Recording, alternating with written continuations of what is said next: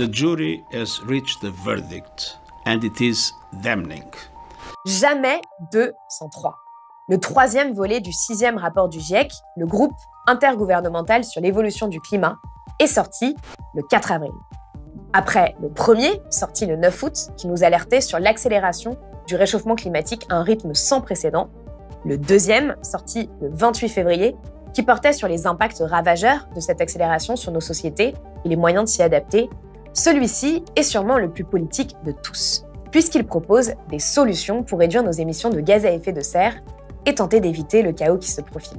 Dès sa sortie, Antonio Guterres, le secrétaire général de l'ONU, a de nouveau sonné l'alarme. C'est un dossier déshonorant, où sont énumérées les promesses vides qui inéluctablement nous mènent sur la voie d'un monde invivable. Il a dénoncé les mensonges de certains gouvernements et responsables d'entreprises et les a accusés de non seulement détourner les yeux, mais aussi de mettre de l'huile sur le feu.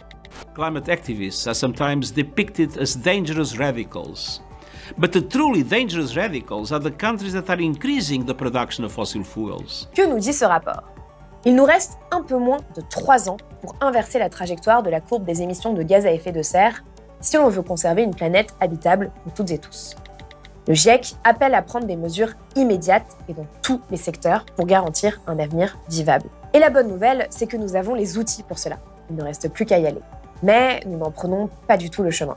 Et sans politique climatique plus ambitieuse, le monde se dirige vers un réchauffement planétaire moyen de 3,2 degrés à la fin du siècle. En bref, un monde invivable et ingérable. Le 4 avril, Julia Steinberger, co-autrice du GIEC, déclarait « Nous implorons tout le monde qui nous écoute de prendre ce message à cœur et de faire partie des personnes qui vont agir pour ce changement. Autrement, on n'y arrivera jamais. » Et ça tombe bien. Pour vous permettre de comprendre ce rapport et les solutions qu'il propose, je reçois aujourd'hui Céline Guivarch, autrice du groupe 3 du GIEC.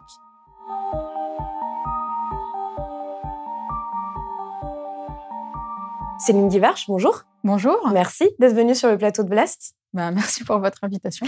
Alors, pour vous présenter rapidement, vous êtes directrice de recherche et économiste au CIRED, qui est le Centre international de recherche sur l'environnement et le développement. Vous êtes aussi membre du Haut Conseil pour le climat.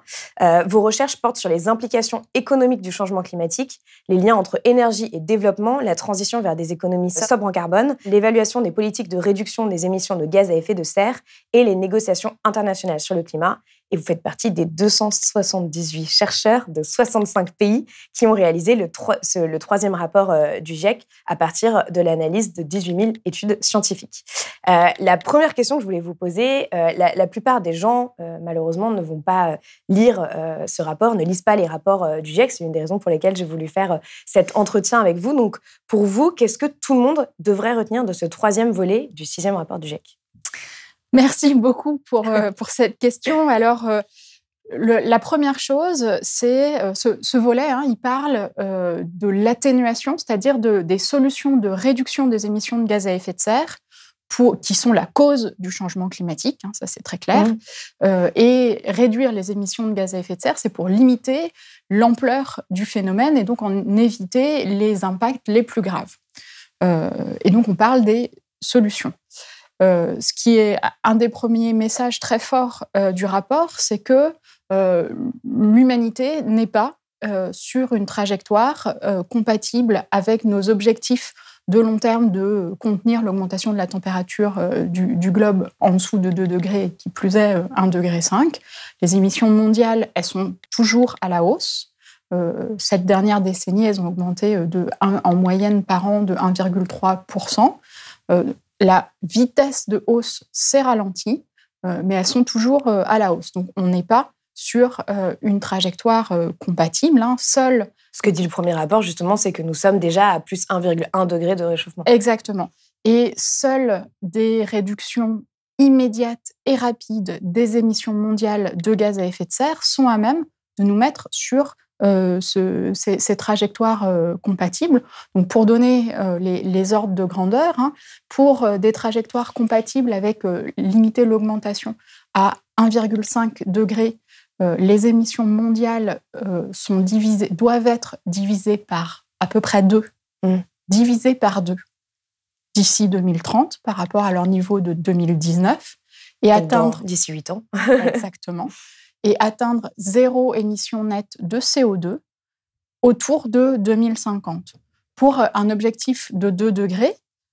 En 2030, on est à peu près à une réduction de 20-30% des émissions de gaz à effet de serre mondiales et l'atteinte de 0 émission nette de CO2 autour de 2070.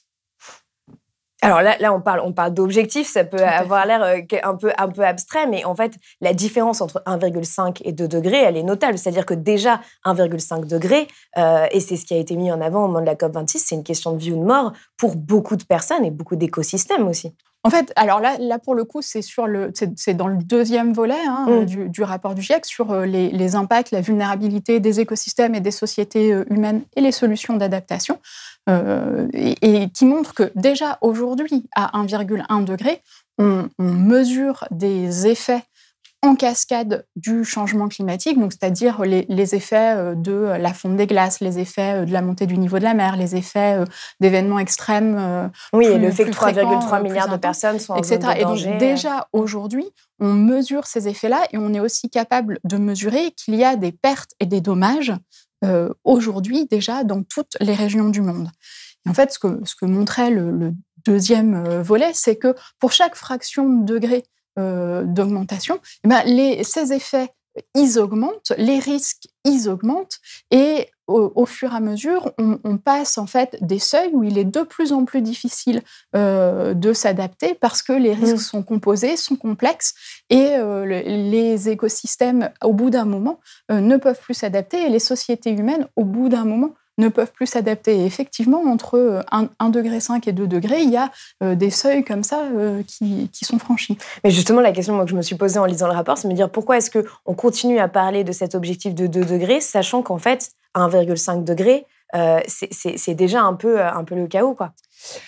En fait, je pense qu'il faut sortir de l'idée qu'il y aurait une zone non dangereuse et puis un seuil au-delà duquel c'est le chaos. On est vraiment sur quelque chose où on a déjà des impacts qui, pour certains systèmes, pour les coraux par exemple, et en fait les activités de pêche qui en dépendent, et donc les communautés qui en dépendent, on a déjà aujourd'hui des impacts qui sont importants, et petit à petit, on va sur des impacts de plus en plus importants, de plus en plus généralisés pour la santé humaine, pour l'accès à l'eau, pour la sécurité alimentaire, etc.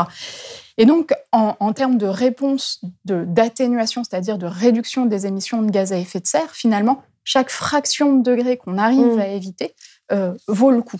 Je pense que c'est ça qu'il faut retenir. Et par ailleurs, il y a une chose qui est très forte aussi dans les messages qui étaient déjà dans le groupe 1 et qu'on retrouve très fortement et très clairement dans le groupe 2, c'est quel que soit l'objectif de stabilisation du changement climatique, l'objectif de long terme, c'est 0 émission nette de CO2. Et c'est la vitesse à laquelle on va atteindre qui va déterminer à quel niveau, en fait, on stabilise le changement climatique. Mais qu'on vise 1,5 degré, 1,6 degré, 1,7 degré, 1,8 degré, 2 degrés... De toute façon, il faut qu'il y ait un moment où on arrive à exactement. Ce moment de neutralité carbone. Exactement. Et donc, c'est ça l'objectif. Et ce qu'il y a derrière ça, c'est des transformations majeures dans tous les grands systèmes. Les systèmes énergétiques, les systèmes agricoles et alimentaires, les bâtiments, les transports, les façons dont on produit et dont on consomme des biens. Et c'est vraiment ça, en fait, quel que soit l'objectif, il y a derrière ces transformations majeures. Et on parle ici, en fait, de transformer nos sociétés en profondeur et à une vitesse presque jamais inégalée. D'une certaine manière, parce que j'ai lu une phrase justement du président du GIEC qui disait « Nous sommes à un carrefour. Les décisions que nous prendrons maintenant peuvent nous assurer un futur vivable. Nous avons les outils et le savoir-faire pour contenir le réchauffement. » C'est presque ça, en fait, aujourd'hui, qui est assez frustrant. C'est de se dire que, finalement, les solutions sont là, sont sur la table. Ça, c'est un deuxième grand message du rapport, c'est qu'il existe aujourd'hui des solutions qui sont disponibles, qui existent aujourd'hui, qui permettraient, si elles sont mises en œuvre collectivement, de réduire très significativement les émissions mondiales dans tous les secteurs. De l'ordre,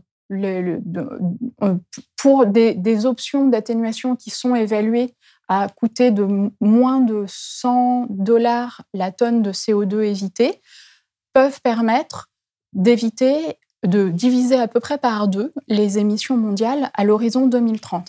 Et ce qui est important de voir, c'est que derrière ces solutions, il y a des solutions de nature assez différentes et multiples. Il y a des solutions qui passent par de l'adoption de technologies, panneaux solaires, éoliennes, véhicules électriques, vélos électriques, etc. Et puis, il y a une gamme de solutions qui passent davantage par les transformations des modes de production et de consommation. Alors, par exemple, repenser les chaînes d'approvisionnement, les chaînes logistiques pour avoir moins besoin de transporter des marchandises sur des longues distances.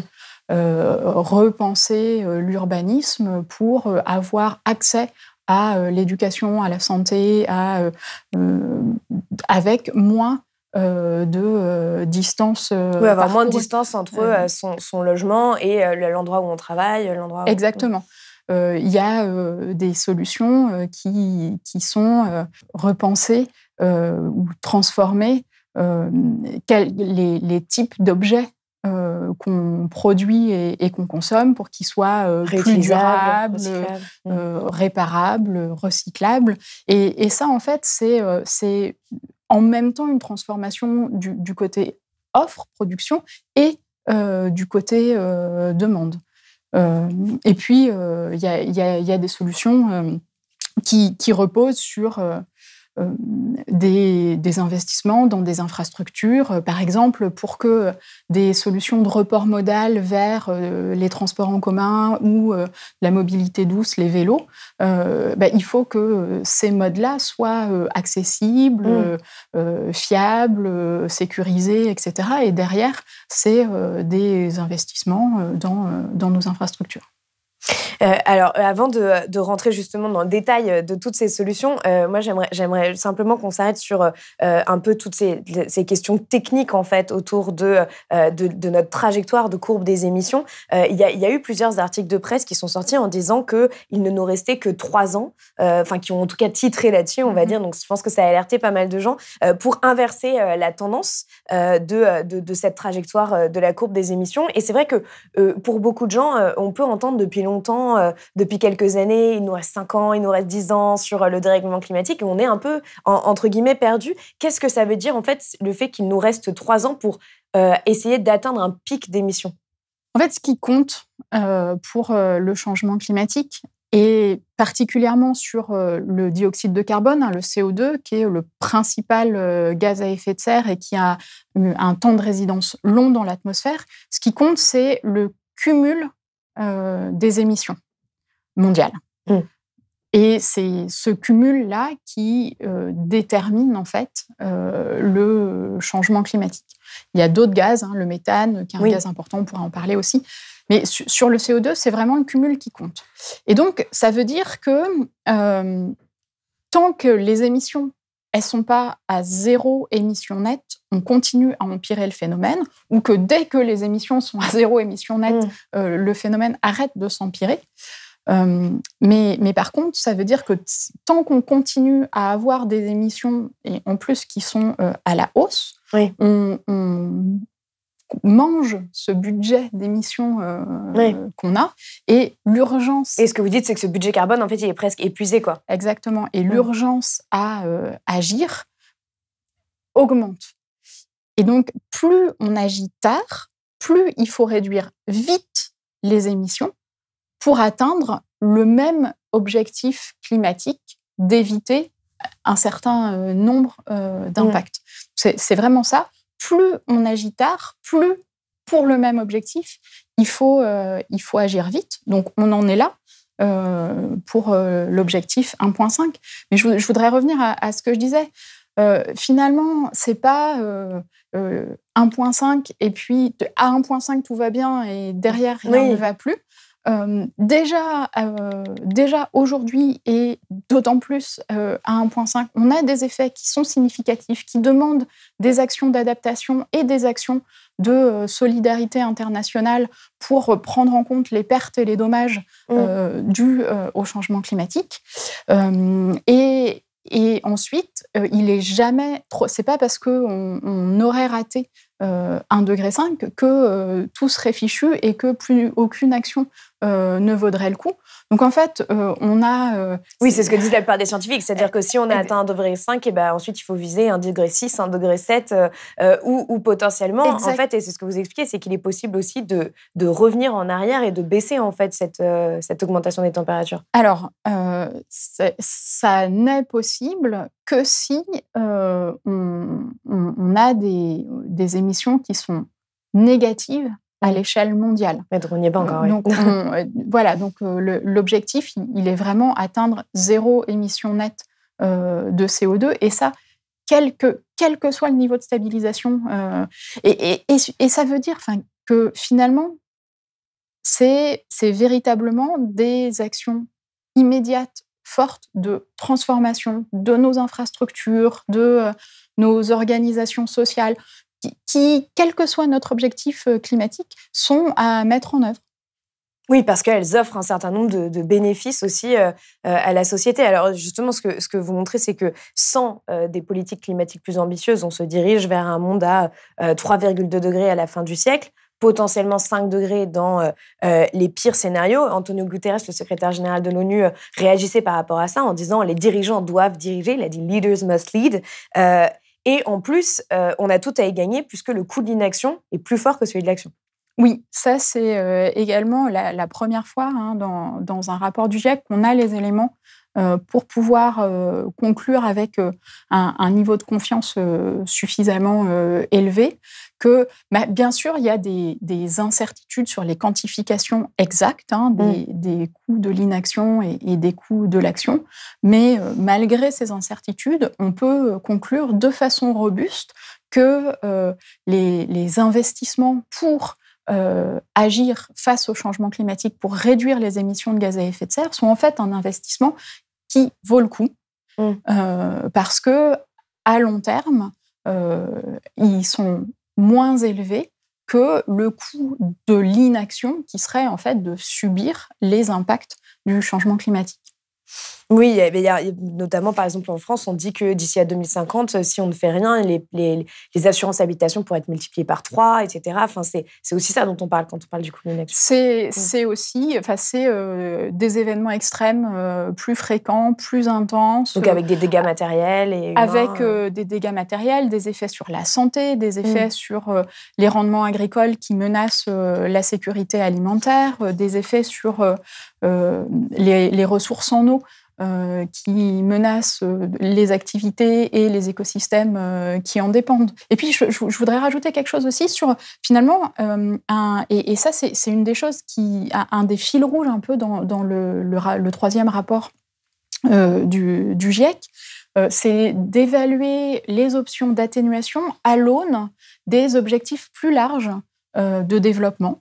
De développement durable. Les objectifs de développement durable de l'ONU, notamment, de façon large, des objectifs d'éradication de la pauvreté, des objectifs d'amélioration de la santé, des objectifs, etc. Et ce que le rapport montre, c'est que si les mesures d'atténuation sont conçues et mises en œuvre avec la prise en compte justement de ces autres objectifs de développement, il est possible de concilier les autres objectifs de développement et l'atténuation. Et il y a des endroits où il y a même des synergies très fortes, où finalement on fait un peu d'une pierre deux coups. C'est particulièrement le cas sur la santé.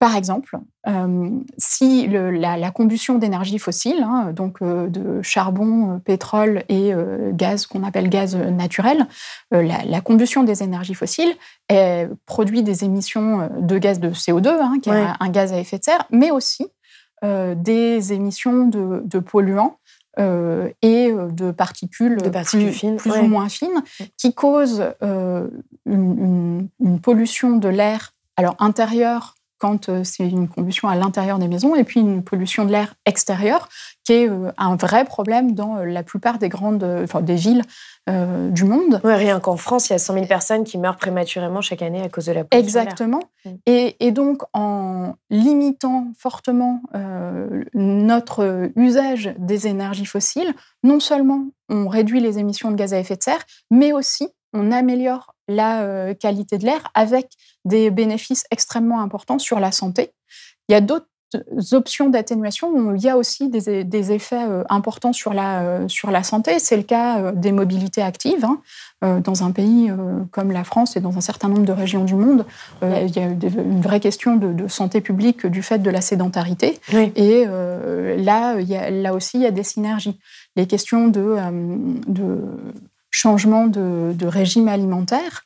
Alors, dans certaines régions du monde, évidemment, la question, elle est une question de sécurité alimentaire et de sortie de la malnutrition, de la pauvreté, etc. Mais dans d'autres régions du monde, dont fait partie la France, on a des régimes alimentaires qui, en moyenne, sont trop carnés.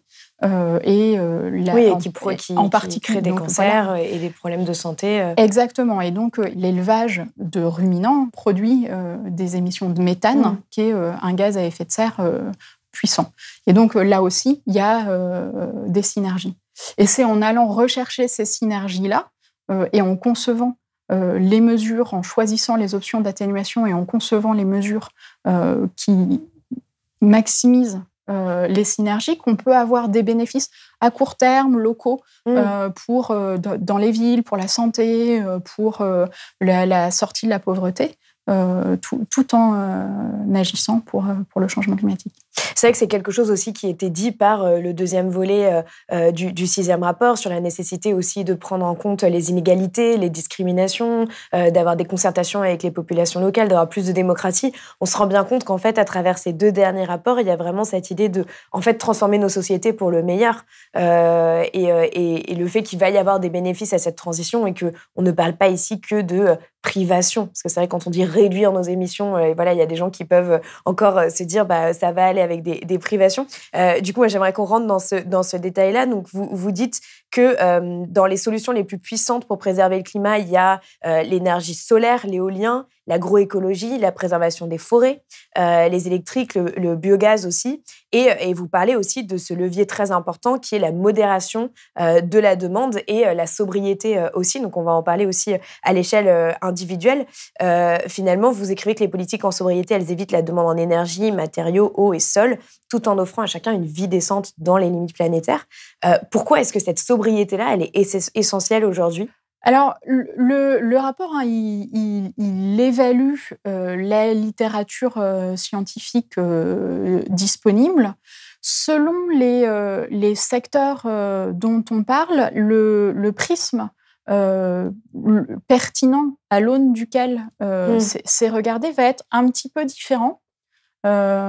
Par exemple, dans le secteur des transports, des bâtiments, c'est effectivement le prisme ou la typologie sobriété, efficacité, renouvelable qui est utilisée et qui montre que finalement, avec ce panel-là, on a les options pour avoir des bâtiments quasiment zéro émission dans tous les climats, dans toutes les géographies du monde.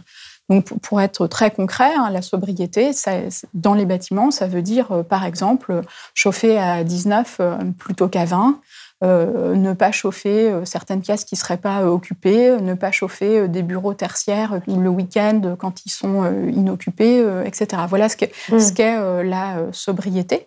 Ce qu'est l'efficacité de rénover ces dans bâtiments. Les bâtiments, exactement, c'est l'isolation thermique des bâtiments pour que on puisse maintenir en hiver une chaleur agréable sans avoir besoin de beaucoup d'énergie. Et pour en été, de plus en plus se pose aussi la question de confort d'été, donc de rénover aussi les bâtiments pour qu'ils soient résilients à des vagues de chaleur Exactement. Et puis, les renouvelables dans les bâtiments, c'est beaucoup des moyens de production renouvelables décentralisés, par exemple des panneaux solaires sur les toits.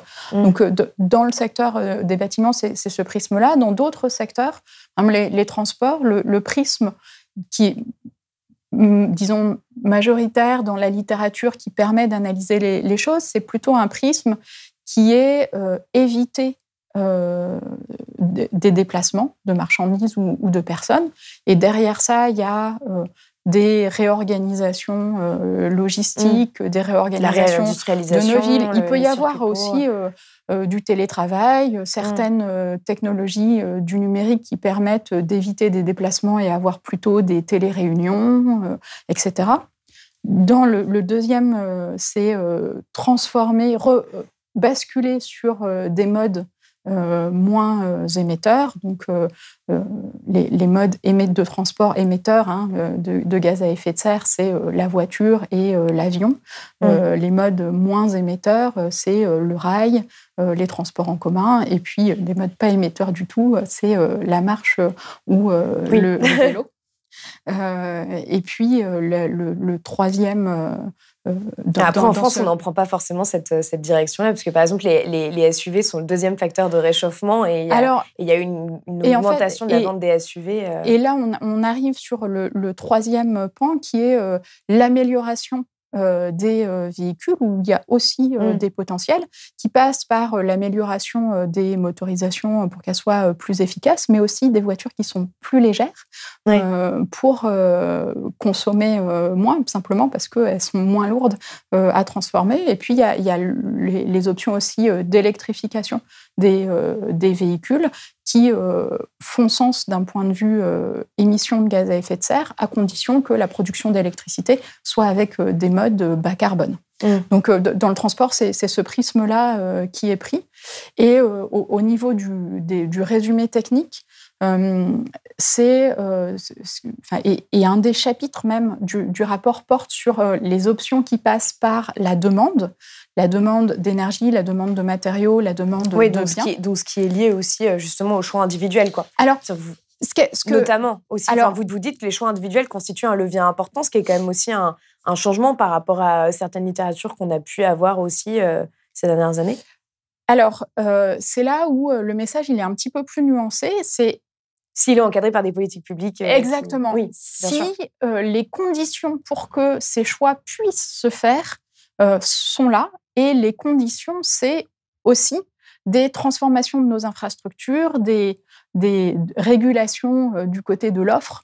Donc, c'est pas uniquement du choix individuel, parce que il faut que les conditions et quelque part, c'est aussi des transformations collectives qui sont derrière. Bien sûr, c'est-à-dire qu'il faut donner la possibilité d'être, par exemple, de se déplacer avec des modes de transport plus doux, d'avoir tel ou tel régime plus végétarien, etc. etc. Voilà, donc je pense que c'est aussi un message fort du rapport, c'est que derrière ces options d'atténuation qui passent par la demande, il n'y a pas que des choix individuels, il y a en fait des transformations de nos systèmes agricoles et alimentaires, de nos systèmes de production de biens, voilà. Mais ce que vous dites finalement, c'est que si il y a de plus en plus de citoyens qui adoptent ces modes de vie-là, eh bien, ça va forcer les politiques publiques à s'accorder justement à ça pour réduire nos émissions. Oui, en fait, il y a pas d'opposition. Tout marche un petit peu ensemble.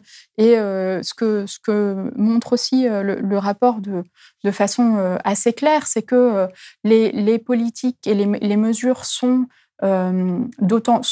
efficaces, surtout quand elles ont été conçues avec l'implication très large des différents acteurs de la société, les citoyens, la société civile, les entreprises, voilà. Oui. Et donc vous dites qu'une action efficace sur la demande des ménages en énergie et biens manufacturés permettrait de réduire de 40 à 70% les émissions mondiales de CO2 d'ici 2050. C'est effectivement le chiffre, mais encore, encore une fois, oui. Encore avec une des fois, politiques, je rappelle que c'est voilà. Non, mais c'est la gestion de la demande. Tout à fait, tout à fait. Alors, il y a un autre aspect de ce rapport, de ce chemin vers, entre guillemets, justement, une réduction de nos émissions de gaz à effet de serre. C'est évidemment la réduction importante des énergies fossiles. Vous expliquez que la consommation de charbon doit baisser de 95%, de pétrole de 60% et de gaz de 40% en 2050 par rapport à 2019. Le problème, c'est qu'on va absolument pas dans ce sens-là. Aujourd'hui, est-ce que ça risque pas aussi d'être un levier dit très difficilement actionnable? Effectivement, ce que montre le rapport, hein, c'est que dans les trajectoires qui sont compatibles avec nos objectifs climatiques, on a une très forte baisse des énergies fossiles sur le charbon à l'horizon 2030. Alors là encore, hein, les trajectoires, il y a des marges mais d'incertitude. Mais le chiffre moyen, c'est moins 75% de charbon à l'horizon 2030. Ce qui est aussi très clair dans les évaluations, c'est que les infrastructures déjà installées qui utilisent des énergies fossiles, donc les centrales électriques qui produisent de l'électricité à partir de charbon, de gaz et de pétrole, les usines qui produisent de l'acier, etc., etc. En fait, déjà avec les infrastructures déjà installées, si on les utilise jusqu'à la fin de leur durée de vie technique, théorique, en fait, on aura épuisé le budget d'émissions. Oui. Donc rien que ces structures-là, il faudrait ne pas les durer. Et le problème, c'est qu'on en construit des nouvelles. Exactement. Donc en fait, ça veut dire que les désinvestissements aujourd'hui dans de nouvelles infrastructures qui reposent sur des énergies fossiles sont des investissements que l'on va devoir abandonner avant la fin de leur durée de vie. En fait, c'est des investissements qui sont extrêmement risqués. Oui, parce que ce sont des structures qui vont devoir être arrêtées quoi qu'il arrive. Alors, on peut penser au projet de Total en Ouganda et en Tanzanie du plus gros pipeline chauffé qui s'appelle EACOP. Mais aussi, moi, j'avais reçu récemment Michael Correa qui a écrit un bouquin qui s'appelle Criminel climatique et qui expliquait que, par exemple, il y avait des centrales zombies en Chine et que ces centrales zombies, à elles seules, qui ne sont pas déclarées officiellement, elles pouvaient faire basculer l'accord de Paris. Par rapport à ça, en fait, on voit aussi l'aspect politique de votre rapport, puisque votre rapport a été celui qui, finalement, a mis le plus de temps à être approuvé depuis la création du GIEC, en 1988. Est-ce que c'est pas révélateur de cette addiction qu'ont certains pays aux énergies fossiles, et notamment sur la question des financements, que ces pays-là n'ont pas voulu accepter vos conclusions, qui sont pourtant scientifiques? Alors, je pense qu'il y a plusieurs choses. Je pense que de tout temps, le volet 3 sur les solutions d'atténuation a dû être celui qui a conduit au plus de discussions. Voilà, et évidemment, il y a derrière ce rapport des enjeux financiers, des enjeux économiques, des enjeux de développement, des enjeux d'inégalité entre pays et d'équité dans les actions, des enjeux de transfert financier, de transfert de technologie, des enjeux géopolitiques d'une façon générale. Et je dirais que finalement, c'est presque rassurant que les États du monde se soient penchés avec intensité sur ce rapport, parce que ça veut dire que c'est un enjeu pour eux. Et donc, voilà. Bah oui, mais ça montre quand même aussi un peu un certain nombre de blocages qu'il peut y avoir aujourd'hui à la transition. Mais bon, vous n'avez pas la réponse et moi non plus. Donc, pour revenir sur les voies que vous préconisez, donc il y a évidemment la question des énergies renouvelables et vous expliquez en plus que ce sont des technologies bas carbone qui ont vu leur prix complètement dégringoler dans la dernière décennie. Donc finalement, c'est un investissement rentable pour concurrencer les énergies fossiles dont on parlait tout à l'heure. Et il y a aussi cette question de la technologie. Et vous dites que donc il y a les technologies de captage, de stockage de carbone qui vont en fait devoir être utilisées pour contrebalancer les émissions, mais que ça ne suffira pas. Est-ce que vous pouvez expliquer ça? Donc, je reviens sur le point de mire, en fait, l'objectif qui est zéro émission nette de CO2 à l'échelle mondiale.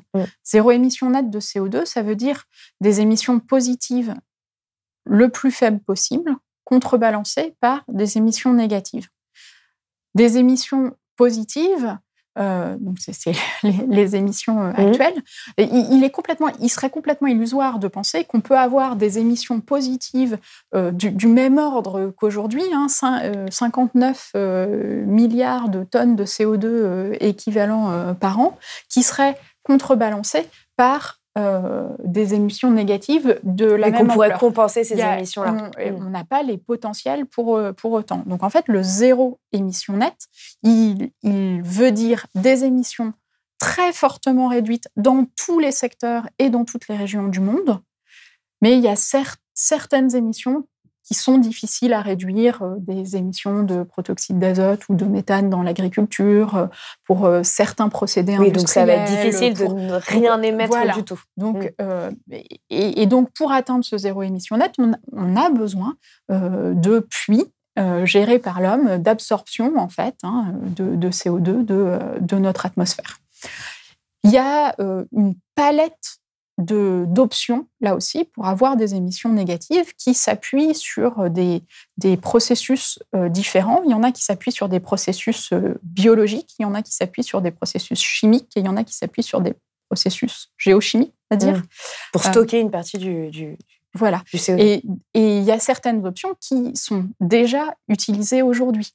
En particulier les options qui s'appuient sur des processus biologiques, tout ce qui va être de la reforestation, tout ce qui est de l'agroforesterie, ce qui est de changement de pratique pour restaurer des réserves naturelles. Exactement, aussi de pratiques agricoles, de moindre labour, par exemple, pour stocker davantage de carbone dans les sols. Donc pour utiliser les sols comme des puits de carbone, utiliser exactement, les arbres pour stocker du CO2. Etc. Voilà, et ces options-là, elles sont... C'est des options offertes par la nature.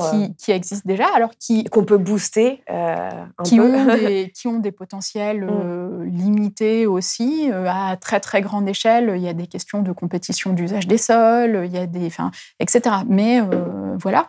Et puis, il y a des options qui sont davantage en fait des technologies qui existent aujourd'hui à l'état de prototype, on va dire, qui, par exemple, utilisent des processus chimiques pour capter directement le CO2 dans l'atmosphère et le stocker dans des réservoirs géologiques ou le transformer. Et en fait, c'est des technologies qui sont à l'état de prototype, qui coûtent très cher et qui sont très énergivores.